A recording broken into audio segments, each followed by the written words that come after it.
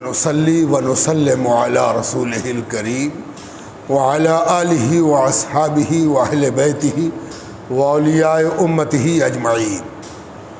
قال اللہ تبارک و تعالی فی القرآن المجید والفرقان الحمید لقد کان لکم فی رسول اللہ اسوۃ حسنہ آمنت باللہ ورسولہ وصدق اللہ المولانا العظیم۔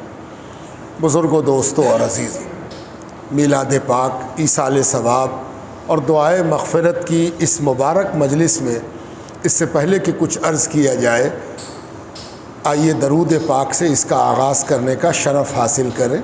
اللہم صلی علی محمد وعلی آل محمد کما صلیت علی ابراہیم وعلی آل ابراہیم انک حمید مجید۔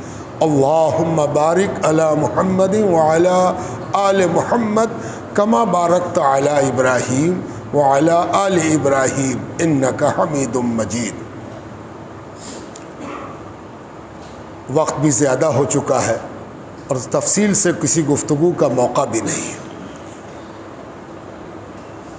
آدمی جب طالب علم ہوتا ہے تو وہ کوشش کرتا ہے کہ اپنی باتوں کو طول دے، اور جب آدمی طالب علمی کی آخری حدوں کو چھو رہا ہو،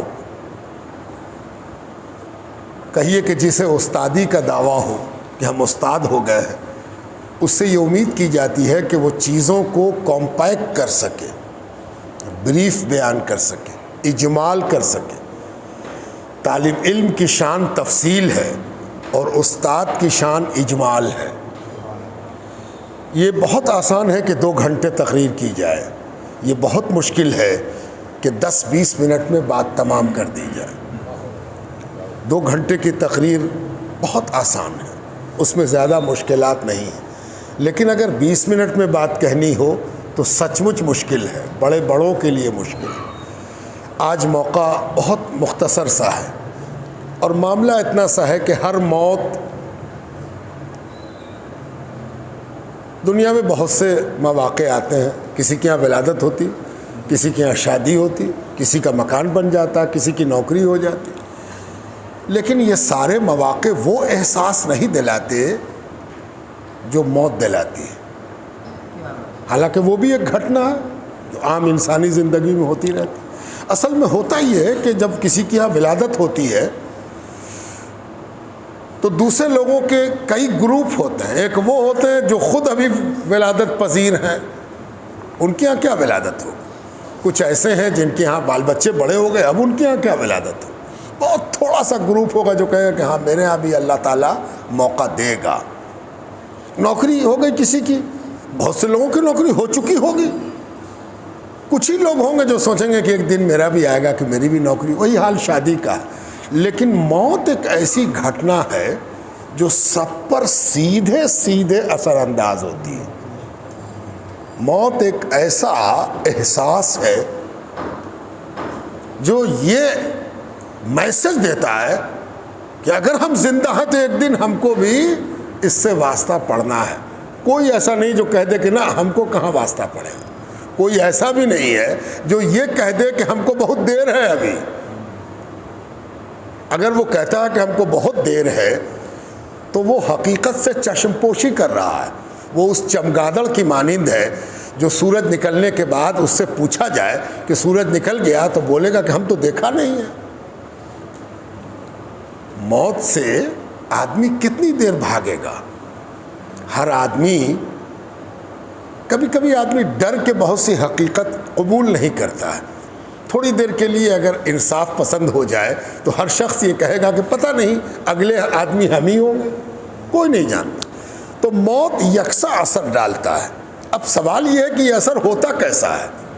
بات کو میں بہت سمیٹ رہا ہوں، ایک دم ختم پر لا دیا۔ موت کے بعد احساس کیسا ہو؟ عام طور پر ہم انسان ہیں، جب بھی کوئی مرتا ہے تو ہم اس کی برائی پر نظر کرتے ہیں۔ یہ ہماری جبلت ہے، ہماری وہ عادت ہے، ہماری وہ صفت ہے جو ہم نے شیطان سے سیکھ لی ہے۔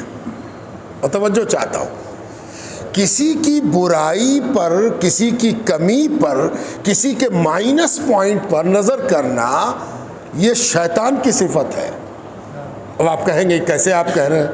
آج کل تو ثبوت مانگنے کا زمانہ ہے، اور ثبوت مانگنے کے رواج سے ایک فائدہ یہ ہوا ہے کہ جس کو فکر ہو جائے کہ جو کہہ رہے ہیں اس کا ثبوت دینا ہوگا تو کم بولے گا، ورنہ اگر یہ ڈر نہ ہو کہ ثبوت کوئی مانگے گا ہی نہیں تو جو چاہے بکتے رہیں۔ میں نے آپ سے کہا کہ ہمارے اندر یہ جو صفت آ گئی ہے کہ ہم کسی کا نگیٹو دیکھتے ہیں، یہ ہم نے شیطان سے سیکھا ہے۔ کیسے؟ قرآن کہتا ہے کہ جب حضرت آدم علیہ السلام کو اللہ تعالیٰ نے بحیثیت خلیفہ شیطان کے سامنے پیش کیا اور کہا اسجدوا لآدم، آدم کو سجدہ کرو، کلیئر حکم تھا۔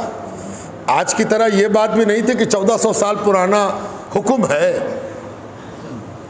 سنیوں کے نزدیک یہ صحیح نہیں ہے، شیعوں کے نزدیک یہ معتبر نہیں ہے، اہل حدیث حضرات اس کو نہیں مانتے۔ آج کل یہ سب علی بائی ہے، لکنا ہے، کوئی بات کہی کہتے ہیں نا یہ ہم لوگوں کیا نہیں ہے، یا پھر اس میں بہت اختلاف ہے۔ یہ فائدہ ہم کیوں اٹھاتے ہیں؟ اس لیے کہ ہم نے ڈائریکٹ نبی کو نہیں دیکھا ہے، ہمارے پاس جو کچھ پہنچا ہے وہ سیکنڈ ہینڈ پہنچا ہے، تو میرے پاس بہانہ تراشنے کے لیے بہت سی باتیں ہیں۔ شیطان کو بہانہ تراشنے کے لیے کوئی بات بھی نہیں تھی، رب کا حکم سیدھا تھا، خود سن رہا تھا، بیچ میں کوئی میڈیم مادھیم واسطہ نہیں تھا، شک شبہ ایلی بائی، کوئی فرار کی جگہ، کوئی ایکسکیوز بھی نہیں تھا، سیدھے اللہ کا حکم تھا۔ تو ہونا تو یہ چاہیے کہ جس کو دعوی بندگی ہو وہ تو حکم سنے گا اور حکم کے آگے جھک جائے گا۔ وہ بندہ نہیں ہو سکتا جو کسی حکم کو ایگزامن کرے، حکم کا تجزیہ کرے، حکم کی تحلیل کرے کہ یہ حکم جو آیا ہے کتنا جسٹیفائڈ ہے، کتنا صحیح ہے کہ نہیں، ماننے لائق ہے کہ نہیں۔ اگر یہ تجزیہ آپ کر رہے ہو تو پارٹنرشپ ہو جائے گی، اس لیے کہ جب کانٹریکٹ ہوتا ہے تو پارٹنر کو حق ہوتا ہے کہ وہ اپنے بینیفٹس پر دھیان رکھے۔ دو آدمی مل کے کسی معاہدے کو کر رہے ہیں اور آپ کوئی شرط رکھیے تو دوسرے کو حق ہے کہ وہ کہے کہ اے بھائی یہ شرط تو ٹھیک نہیں ہے، اس سے تو صرف تمہارا فائدہ ہوگا، میرا تو نقصان ہو جائے گا، یا کہے کہ اس شرط میں یہ خامی ہے، اس شرط کو ٹھیک کر لیا جائے۔ یہ کب ہوتا ہے؟ جب دو پارٹنرز کے درمیان، دو لوگوں کے درمیان جو کہیں نہ کہیں برابری کے معاملے میں ہو، ان کے درمیان ہوتا ہے۔ لیکن اگر بندہ اور مولا ہے، آقا اور غلام ہے، تو پھر یہ سوال کہاں اٹھتا ہے؟ حکم ہوا تھا سجدے کا، سجدہ ٹپک جاتا، سجدے کے لیے سر اس طرح جھکتا کہ اٹھتا نہیں، جب تک کہ یہ نہ کہا جاتا کہ اب سر اٹھا لو۔ لیکن ہوا یہ نہیں۔ پہلا ریئیکشن کیا تھا کہ خلقتنی من نار، ہم کو تو آپ نے آگ سے پیدا کیا، خلقتہ من طین، اس کو آپ نے مٹی سے پیدا کیا۔ اب دیکھیے تمہید، اب اس تمہید کے بعد بندہ ڈیسیشن لے رہا ہے مولا کے آگے اور کہتا انا خیر منہ، ہم تو اس سے اچھے ہیں۔ یہ جو انا خیر منہ ہے، یہ قرآن کی تعلیمات کا نچوڑ ہے، خلاصہ ہے۔ ہمیشہ اس کو دہرانا چاہیے۔ کس لیے دہرانا چاہیے؟ اس لیے نہیں کہ یہ وظیفہ ہے، اللہ کی کبریائی ہے، اس میں بڑائی ہے، اس میں مغفرت ہے۔ آدمی جب کسی کلمے کو دہراتا ہے نا تو اس کے پیچھے ایک فکر ہوتی ہے کہ لا حول ولا قوت الا باللہ پڑھا کرو، کاہے اللہ راضی ہوتا ہے اور آدمی کا ڈر ختم ہوتا ہے، آدمی بولڈ ہوتا ہے، اللہ اللہ کیا کرو۔ لیکن اللہ تعالیٰ نے ایک عجیب تعلیم دے دی کہ جب تم کو اللہ اللہ کرنا ہو پہلے پڑھو اعوذ باللہ من الشیطان الرجیم۔ کبھی اس پر غور کیا؟ آپ کو کوئی بھی ذکر کرنا ہو پہلے کیا کہیے گا؟ اعوذ باللہ من الشیطان الرجیم۔ اور اسی لیے اس کلمے کو اس لیے دہرانا چاہیے کہ بندگی کو خالص کرنے کے لیے اس ملاوٹ کو یاد کرنا ضروری ہے جو خالص ہونے نہیں دیتی۔ اور وہ ملاوٹ کیا ہے کہ ہم سب اس گناہ میں اب شریک ہو گئے. انا خیر، اس سے اچھے ہم ہیں، ان سے بھی اچھے ہم ہیں، ان سے بھی اچھے ہم ہیں، ان سے بھی اچھے ہم ہیں. یہ ہم کر رہے ہیں بغیر اس احساس کے کر رہے ہیں کہ شیطان کا قصور بس اتنا ہی سا تھا کہ اس نے کہہ دیا انا خیر منہ، ہم تو اس سے اچھے ہیں. کیوں؟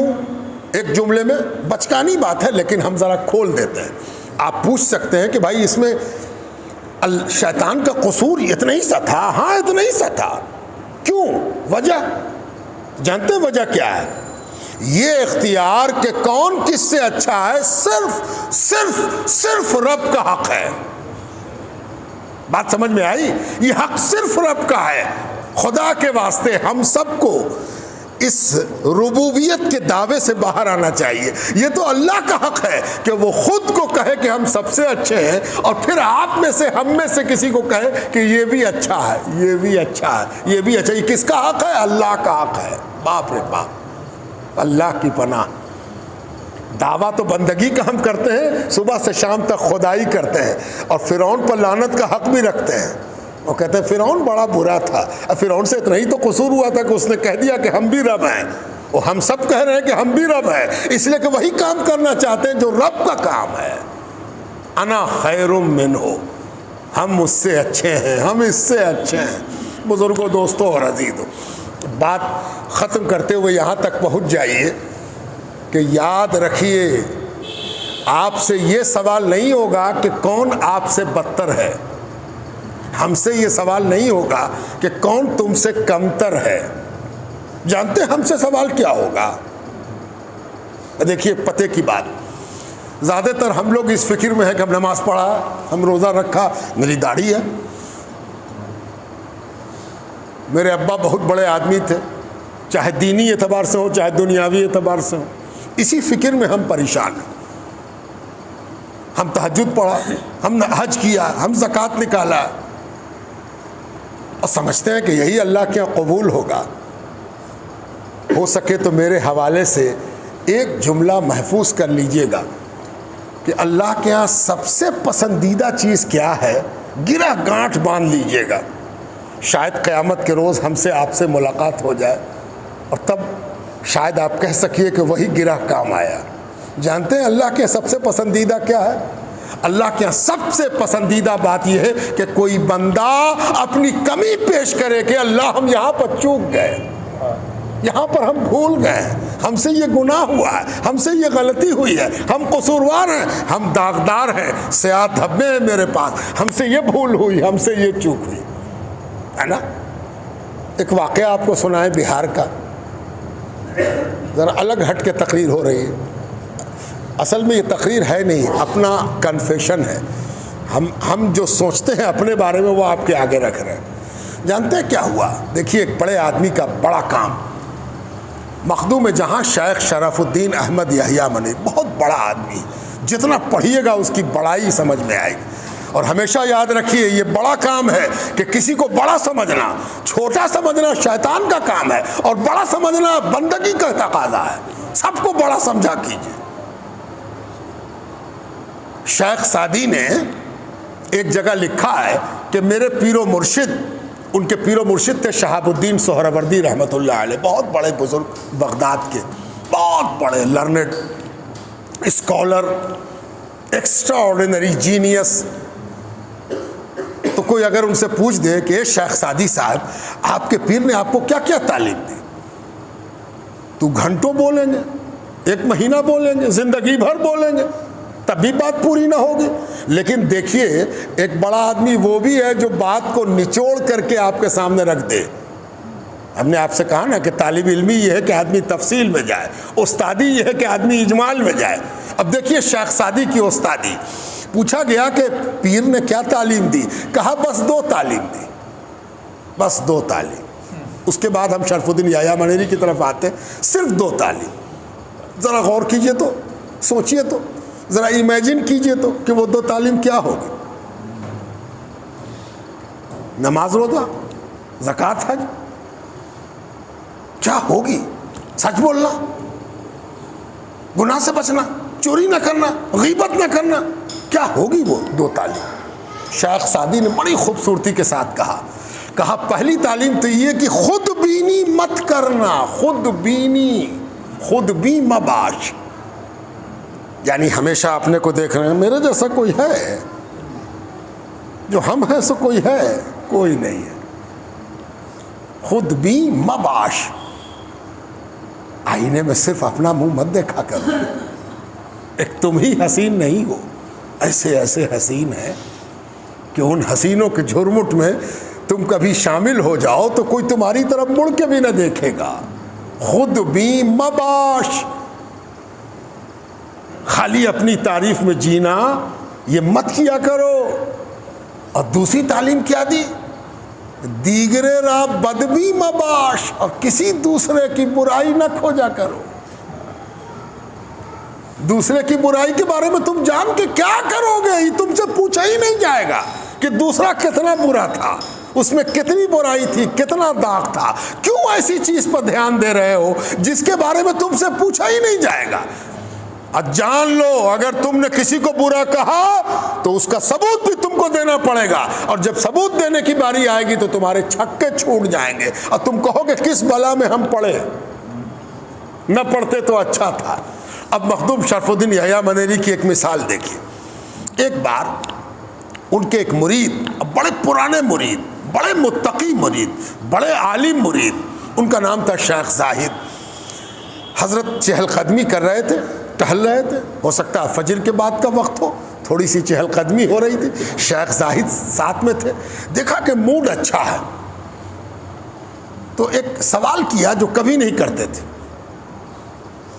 سوال کیا تھا کہ پوچھا کہ حضرت ایک بات پوچھنا چاہتے تھے، ہمت نہیں ہوتی تھی، آج موقع مل گیا تو پوچھنے کہا پوچھو۔ کہا حضور آپ جو ایک لمبا عرصہ بہیا کے جنگل میں لاپتہ، حیران، پریشان، انجان گزارا تو کھانے پینے کا معاملہ کیسے ہوتا تھا، اور وہ کیا کیا اللہ کی عنایات آپ پر ہوئی؟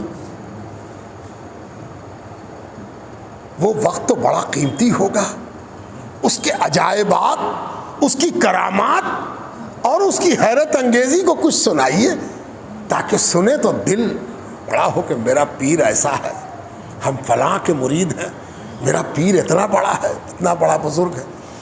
سچ پوچھئے یہاں پر بڑے بڑے لوگ بیٹھے ہیں میرے دائیں بائیں، میرے استاد بھی ہیں، میرے برابر کے بھی لوگ ہیں، اور کسی سے بھی یہ بات پوچھی جائے تو وہ کوئی نہ کوئی واقعہ سنائی دے گا جب اس نے کمال دکھایا ہو، کوئی نہ کوئی کمال ہوا ہے نا۔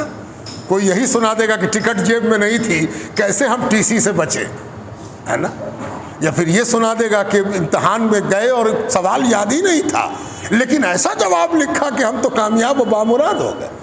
یعنی کمالات کی ہم لوگوں کے پاس کمی نہیں ہے، اللہ کے فضل سے صحیح۔ اب مخدوم صاحب نے کیا جواب دیا ہوگا ذرا سنیے۔ اب مخدوم صاحب دیکھیے کتنا بڑا آدمی ہے۔ میں نے آپ سے کہا تھا کہ سب سے بڑا کام اللہ کے نزدیک کیا ہے، یاد ہوگا۔ اب سنیے مخدوم صاحب کا جواب۔ مخدوم صاحب نے غور سے دیکھا شیخ زاہد کو اور کہا کہ سنو، ایک رات بہت ٹھنڈک تھی، بہت ٹھنڈک تھی، ضرورت معلوم ہوئی کہ وضو کریں، وضو رہا نہیں ہے، تازہ وضو کر لیا، وضو کر لیں، طہارت حاصل کر لیں، طاہر ہو جائیں، مطہر ہو جائیں، پاک ہو جائیں، پاکی کی ضرورت ہے۔ تو دل نے کہا، احساس ہوا جیسے دل کہہ رہا ہو کہ اتنی ٹھنڈی رات ہے، بجائے وضو کے تیمم کیوں نہ کر لیا جائے، تیمم کر لیجیے، مٹی پر ہاتھ مارا ہے، تیمم ہو جائے۔ تو میری روح نے کہا ابھی بھی تیرے پاس حکم سے بچنے کے لیے پناہ گاہ ہے، ابھی بھی تیرے پاس یہ سب موجود ہے کہ محنت والا کام چھوڑ کے آسانی والا راستہ اپنایا جائے۔ شریعت کی اصطلاح ہے عزیمت اور رخصت۔ عزیمت کہتے ہیں جس میں آدمی عزم اور حوصلے کے ساتھ مشکل کام کو انجام دے. اور رخصت کہتے ہیں جس میں آدمی چھوٹ کا فائدہ اٹھائے، کہ چھوٹ ہے تو فائدہ اٹھا لیتے ہیں، چھوٹ اختیار کرتے ہیں، ہے نا. تو جو محنت کے ساتھ کیا جائے اس کو عزیمت کہتے ہیں، اور جو چھوٹ کا فائدہ اٹھایا جائے اس کو رخصت کہتے ہیں. اگر آدمی رخصت کا زیادہ عادی ہو جائے تو پھر وہ وضو مشکل سے کرے گا. جیسے ایک صاحب تھے بڑے ہسمکھ قسم کے، ابھی ہیں دنیا میں، اللہ ان کو صحت و ایمان کے ساتھ رکھے. وہ ایک روز ہم سے کہنے لگے کہ حضرت اگر وضو کا بکھیڑا نہ ہوتا تو ہزاروں آدمی نمازی ہوتے. اگر وضو کا بکھیڑا نہ ہوتا تو ہزاروں آدمی نمازی ہوتے. وضو کا جو جھنجھٹ ہے نہیں بہت پھیرا ہے. مخدوم صاحب نے خود کلامی کی، کہتے ہیں کہ میں نے خود کلامی کی اور کہا اچھا تو تجھ کو ابھی بھی چھوٹ کی ضرورت ہے، چل تجھ کو چھوٹ دلاتے ہیں. سامنے ایک پوکھر تھا، تالاب تھا جنگل میں نے اس میں چھلانگ لگائی. وضو کرنے نہیں بیٹھا، چھلانگ لگائی تاکہ تو وضو سے بھگا رہا ہے تو ہم غسل کرا دیتے. کود گئے اس میں تالاب کے اندر. اتنا ٹھنڈا موسم، ٹھنڈا کپ کپی لرزش، اور اس میں ٹھنڈا یخبستہ پانی. اور مخدوم صاحب جو تالاب کے اندر گئے تو ظاہر ہے کہ کوئی ڈبکی لگائے گا، گہرا تالاب، تو اندر گئے. اور پھر جو باہر نکلے تو کہتے ہیں کہ مجھے یاد نہیں رہا کہ مجھے ہوش ہے، میں بے ہوش ہو گیا، اتنی ٹھنڈک تھی. یہ بھی مجھے تب پتہ چلا جب سورج کی دھوپ نکل آئی اور گرمی سے میں کنارے لگا ہوا تھا، اور گرمی سے جب گرمی محسوس ہوئی تو آنکھ کھلی. پوری رات گزر گئی بے ہوشی کے عالم میں، ٹھنڈے پانی میں تیرتے ہوئے، اور جب آنکھ کھلی تو دھوپ نکل آئی تھی. زاہد، جملہ سنیے مخدوم صاحب، زاہد اس روز فجر کی نماز قضا ہو گئی. کمال پوچھ رہے ہو، سناویں کمال. ہم کمال یہ نہیں کہ کمال سنا دیا جائے، کمال یہ ہے کہ اپنی لغزش سنا دی جائے، اپنی خطا سنا دی جائے، اپنا قصور سنا دیا جائے، اپنا دھبا سنا دیا جائے. اللہ کے ہاں یہ سب سے پسندیدہ ہے نا. مثال دے دیں، قرآن میں کسی نبی کے بارے میں آپ نے کبھی بھی 6666 آیتیں ہیں، کھوج ڈالیے ایک بار، تھوڑی محنت قرآن کے ساتھ رہے. ایک آیت دکھا دیجئے جس میں نبی نے اپنی بڑائی بیان کی ہو، حالانکہ ان کو بڑائی زیبا ہے، اللہ نے ان کو بڑا بنایا ہے. ایک جملہ دکھا دیجئے جو نبی نے اپنی بڑائی میں کہا ہو، ہے نا. اگر آپ کوئی بڑائی کا جملہ دکھائیں گے تو وہ اللہ کا ہوگا، کہ اللہ تعالیٰ کہتا ہے انک لعلی خلق عظیم، بلا شبہ آپ کا اخلاق، کردار، کیریکٹر، کنڈکٹ بہت اچھا ہے. یہ نبی نے نہیں کہا ہے، یہ مالک نے کہا ہے نا. لقد کان لکم فی رسول اللہ اسوۃ حسنہ، تم لوگوں کے لیے نبی کی ذات میں، نبی کی صفات میں بہترین نمونے ہیں. یہ نبی نے نہیں کہا ہے، مالک نے کہا ہے نا. نبی کے اہل بیت کی بھی تعریف کی گئی، لیکن کس نے کی؟ مولا نے کی. نبی نے نہیں کہی کہ میرے اہل بیت بہت اچھے ہیں. طاہرکم تطہیرا ویطہرکم تطہیرا، ہم نے ستھرا کر دیا ہے. کس نے کہا؟ مالک نے کہا. اچھا تو سوال اٹھے گا کہ نبی نے کیا کہا؟ جانتے ہیں نبی نے کیا کہا؟ ربنا ظلمنا انفسنا وان لم تغفر لنا وترحمنا لنکونن من الخاسرین. پروردگارا ہم سے تو قصور ہو گیا، ہم سے تو غلطی ہو گئی، اگر تو ہمیں بخشے گا نہیں اور ہم پر مہربانی نہ کرے گا ہم تو گھاٹے میں رہ جائیں. یہ نبی کا جملہ ہے. ہم تم کس گلی میں ہیں اور کہاں پر ہیں ہم تم، ہے نا. نبی جس کے بارے میں اللہ نے فیصلہ کیا ہے کہ وہ صاحب عصمت ہوتا ہے، اس سے غلطی گناہ قصور نہیں ہوگا، معصوم عن الخطا والنسیان ہے، وہ کہہ رہے ہیں ربنا ظلمنا انفسنا، ہے نا. رب اغفر ورحم وانت خیر الراحمین، انت ولی فی الدنیا والآخرہ توفنی مسلما والحقنی بس. نبی کہہ رہے ہیں ربنا فاغفر لنا ذنوبنا وکفر عنا سیئاتنا، نبی کہہ رہے ہیں اے اللہ ہمارے گناہوں کو، ہماری غلطیوں کو، ہمارے قصوروں کو بخش دے۔ ممکن ہے کہ آپ کے دماغ میں ایک بات آوے کہ نبی تو قصور سے پاک ہے، تو نبی قصور کی معافی کیوں مانگ رہے ہیں؟ بات ختم کر رہا ہوں۔ ہم قصور کر کے قصور کا تذکرہ نہیں کرنا چاہتے، ہم گناہ کر کے اپنے گناہ کو یاد کرنا نہیں چاہتے، ہم غلطی کر کے اپنی غلطی کی طرف مڑ کے دیکھنا نہیں چاہتے۔ نبی وہ ہیں جو غلطی نہیں کرتے لیکن اپنے کو قصوروار بنا کے پیش کرتے ہیں، اپنے کو قصوروار بنا کے پیش کرتے ہیں، اس لیے کہ ان کو معلوم ہے کہ اللہ کے آگے معراج یہی ہے کہ کوئی اپنی غلطی کا تذکرہ کرے، اپنے قصور کا تذکرہ کرے، اپنے داغ اور دھبے کا تذکرہ کرے، چجائے کہ دوسرے کا داغ اور دھبا یاد کرے، ہے نا؟ یہ بات جب ہماری زندگی میں داخل ہو جائے گی تو دنیا جنت بن جائے گی۔ اب مثال دیکھیے، سرکار دو عالم کے ہی اصول کو ہم لوگ بیان کرتے ہیں، زندگی گزر جاتی ہے، ایک اصول کا حق ادا نہیں ہوتا۔ اب ایک مثال آپ کو دے رہے ہیں، آپ کہہ سکتے ہیں کہ بھائی ایک آدمی برا ہے تو اس کی اچھائی کیسے بیان کرتے ہیں؟ آپ کہہ سکتے ہیں کہ ایک آدمی برا ہے بھائی، سر سے پیر تک برا، ہم جانتے ہیں برائی ہے اس کے اندر، ہم کو معلوم ہے کہ بہت برا ہے، ہم اس کی اچھائی کیسے بیان کر دیں گے؟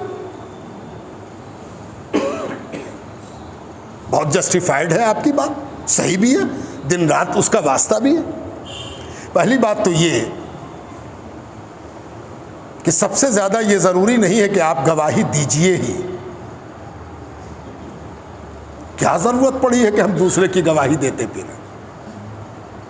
مجھے ایک واقعہ یاد آ گیا کہ ایک بزرگ کی نیشا پور میں روٹی سبزی کی دکان تھی، جیسے دلی میں ہوا کرتی، اب تو پٹنے میں بھی آبادی اتنی بڑھ گئی ہے کہ اب کہیں پر بھی فوٹ پاتھ پر جلدی جلدی روٹی پک رہی ہے اور ترکاری تیار ہے، جو جلدی میں بیچارہ کھا کے، رکشے ہی والا ٹھیلے ہی والا کھا کے گزر رہا۔ دلی میں ذرا سا فرق ہو جاتا ہے کہ وہ فوٹ پاتھ کا کھانا آفس والا بھی کھاتا ہے، مجبوری ہے اس کی، کہاں جائے گا وہ، کہاں جا کے کھائے پیے گا، جلدی میں کھاتا ہے چلا جاتا۔ تو ایک معمولی آدمی تھے، اللہ والے تھے، سب اللہ والے ہیں، اللہ والا وہی ہے جو اپنے قصور اور غلطی کو اللہ کے آگے رکھتا ہو اور دوسرے کے قصور دیکھنے سے اندھا ہو جاتا ہو، وہی اللہ والا ہے، بس، ہے نا؟ تب اس روٹی سبزی کی دکان پر ایک آدمی آ کے بیٹھا کرتے تھے، فاضل وقتوں میں آ کے بیٹھ جاتے تھے۔ ایسا ہوتا ہے، آپ بھی کسی دکان پر بیٹھتے ہوں گے کبھی نہ کبھی، اور تھوڑا وقت، فاضل وقت، لیزر پیریڈ وہاں گزارتے ہوں گے۔ تو جو آ کے بیٹھا کرتے تھے انہوں نے ایک چیز نوٹ کی، ایک چیز محسوس کی، اور انہوں نے روٹی والے سے کہا کہ اے جناب، ایک چیز ہم نوٹ کر رہے ہیں، کچھ دنوں سے نوٹ کر رہے ہیں کہ لوگ آپ کے پاس کھوٹا سکہ لے کے آتے ہیں، کھوٹا سکہ، جعلی نوٹ، گڑبڑ نوٹ، پھٹا ہوا نوٹ، ناقص نوٹ، ناقص روپیہ جو اس زمانے میں رائج ہو، لے کے آتے ہیں، اور آپ اس کو دیکھتے ہیں، اور مجھے یقین کامل ہے کہ آپ اتنے بڑے بے وقوف نہیں ہیں کہ آپ ناقص اور غیر ناقص میں فرق نہ کر سکیے۔ آپ کو دیکھتے ہیں کہ آپ دیکھتے ہیں، اس آدمی کا چہرہ دیکھتے ہیں اور قبول کر لیتے ہیں، اس کو سامان دے دیتے ہیں۔ آپ ایسا کیوں کرتے ہیں؟ جبکہ صاف پہلی نظر میں پرائما فیسی وہ غلط ہے نوٹ، پھر بھی آپ نے لے لیا اور دے دیا۔ اور کئی بار ہوا، ایسا نہیں ہے کہ آپ کو ہم نے واچ نہ کیا ہو، ہم واچ بھی کرتے ہیں کہ کہیں دھوکے میں شاید آپ ایسا کر لیا ہو، لیکن اب تو آپ کی عادت محسوس ہوئی کہ دن بھر میں ایک آدھ دو تو کھوٹا سکہ آ ہی جاتا ہے اور آپ قبول کر لیتے ہیں۔ پہلے تو دکان والے نے انکار کیا، کہہ رہے تم کو دھوکا ہوا ہوگا، بھلا کوئی کیوں کھوٹا سکہ قبول کرے گا؟ لیکن جب یہ بضد ہوئے کہ نہیں نہیں نہیں، ہم سے بھاگیے مت، ہم بہت غور سے دیکھ رہے ہیں، کئی دنوں سے دیکھ رہے ہیں، بار بار دیکھ رہے ہیں، ہم مان نہیں سکتے ہیں کہ آپ انجانے میں قبول کر رہے ہیں، تو وہ رونے لگے، روٹی والے رونے لگے۔ کہا رہے رونے کی کیا بات؟ کہا دیکھو، ڈر لگتا ہے کہ کہیں اللہ کے آگے ہم کھوٹے ثابت ہوئے تو کیا اللہ قبول کرے گا؟ تو اس امید پر بندوں کا کھوٹا قبول کر لیتے ہیں کہ شاید اللہ اپنے بندوں کے کھوٹے کو قبول کرنے کی وجہ سے میرا کھوٹا قبول کر لے، میرا کھوٹا قبول کر لے، اسی لیے میں یہ کام کرتا ہوں۔ بزرگوں، دوستوں اور عزیزوں، یہ بالکل الگ راہ ہے۔ اس راہ پر چلنا آسان نہیں ہے، اس لیے کہ اس میں شیطان کو بڑی تکلیف ہوتی ہے کہ یہ کیا کر رہا ہے یہ۔ اب میں نے سرکار دو عالم کی ایک بات سنانی چاہیے تھی، بات سنا کے بات ختم۔ سرکار دو عالم کی خدمت میں ایک حبشی آئے، کالا کلوٹا حبشی ہے نا۔ ہم لوگوں کے ماحول میں، معاشرے میں کالے کلوٹے حبشی کو مشکل سے کوئی دیکھ پاتا ہوگا، کبھی کبھی دلی الی میں دیکھ پائیے گا، کبھی کبھی پٹنہ میں بھی۔ جو لوگ اس قبیل کے ہوتے ہیں ان کی سیاہی کا آپ تصور بھی نہیں کر سکتے، کتنے کالے ہوتے ہیں۔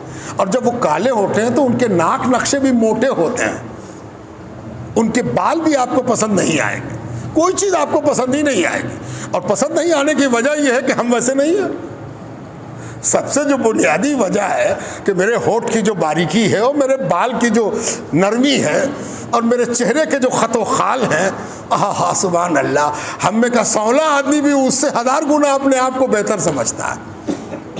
سرکار دو عالم کے پاس آیا وہ شخص، اس نے کہا السلام علیکم یا رسول اللہ۔ حضور صلی اللہ علیہ وسلم اس کی طرف مخاطب ہے، کہا وعلیکم السلام۔ بیٹھ گیا، بیٹھا تو حضور کے اور قریب ہو گیا، اور قریب، بالکل سامنے آ گیا، اور حضور سے اس نے کچھ پوچھا۔ سرکار دو عالم نے بڑی نرمی، ملائمت، محبت کے ساتھ جواب دیا، پھر پوچھا، پھر جواب دیا، پھر پوچھا، پھر جواب دیا۔ ایک لمبی گفتگو اس نے کچھ کر ڈالی۔ یہ حدیث سے شریف سنا رہا ہوں۔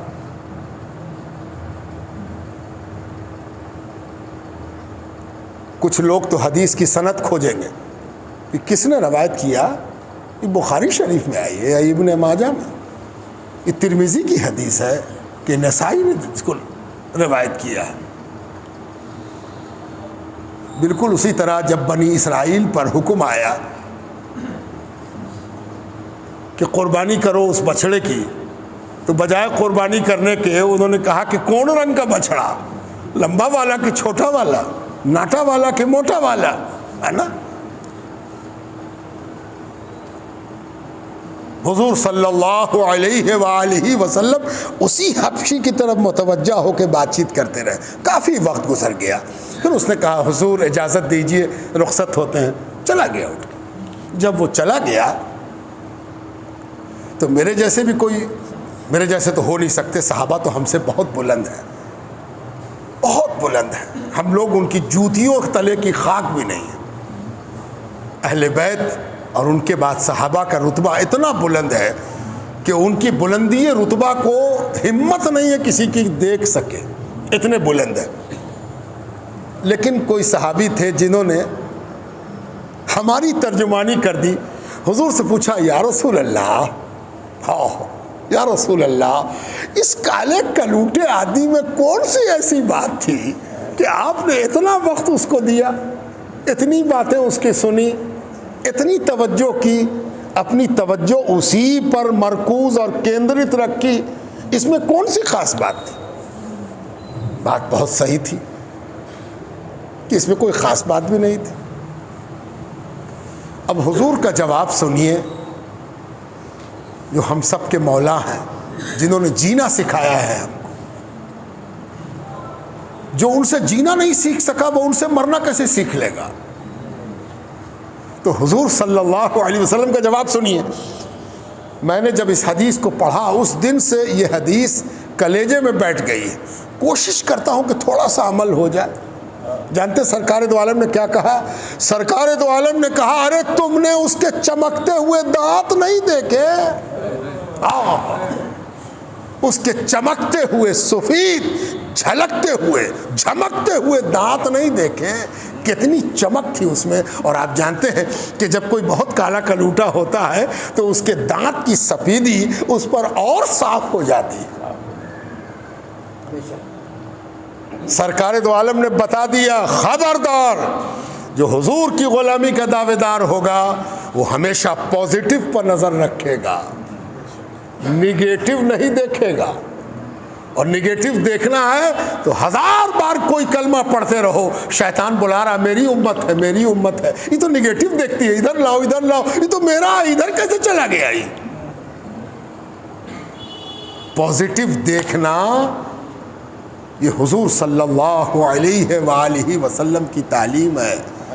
جو پازیٹو دیکھے گا اللہ بھی اس کا پازیٹو ہی دیکھے گا اور دکھائے گا. اللہ تعالیٰ بھی پازیٹو دیکھے گا اور دکھائے گا. یہ پازیٹو دیکھنے اور دکھانے، سیکھنے اور سکھانے اور پازیٹو کا ایویڈنس بننے، گواہ بننے، اچھائی کا گواہ بننے کی تعلیم جس نے دی اس کا نام محمد الرسول اللہ ہے. وہ 12 ربیع الاول کو آئے، پیر کے روز آئے، صبح صادق آئے، طاہر مطہر آئے. ابو جہل کی طرف بھی پازیٹو بن کے دیکھتے رہے، یہاں تک کہ 1000 بار اس نے گالی دی، لیکن 1000 بار کے بعد بھی اگر کبھی اس نے پکار دیا یا محمد تو سرکار دو عالم ایسا پلٹتے تھے جیسے کہ اس نے کبھی گالی دی ہی نہ ہو. آئیے اس رسول کی بارگاہ میں کھڑے ہو کر پازیٹیوٹی